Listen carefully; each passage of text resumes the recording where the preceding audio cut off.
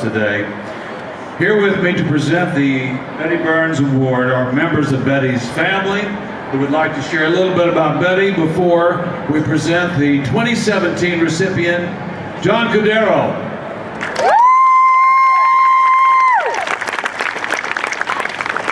Good morning, everyone.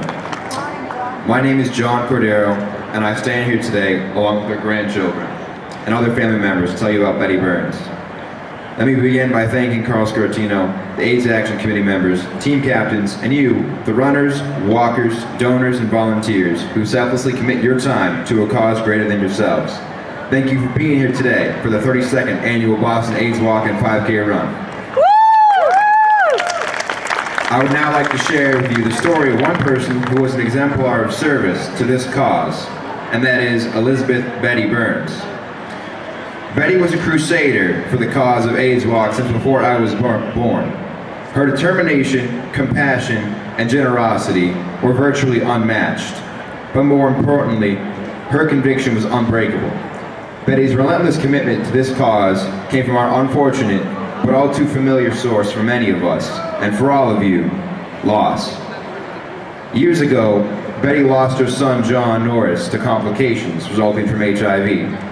And John died in the early days of the virus, when it was easier to shun those affected than to offer a hand, when cowardice and fear seemed stronger than courage and love.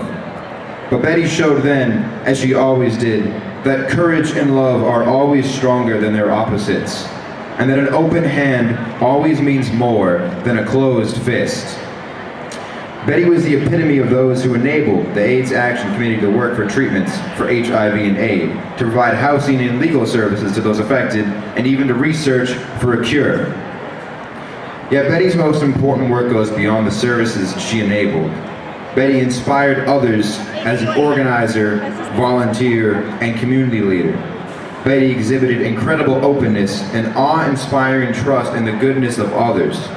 Her greatest victory was showing the rest of the world how truly good people can be. And for that, she was the best of us. She inspired me since I was a baby to be part of John's team at every walk.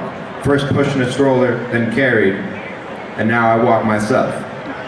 Bette brought our entire family together into this cause of the AIDS Walk, and we are so lucky to have had her for that. She taught all of us one thing out of all of them that was the most important, which was the meaning of service, of being part of something that is bigger than ourselves.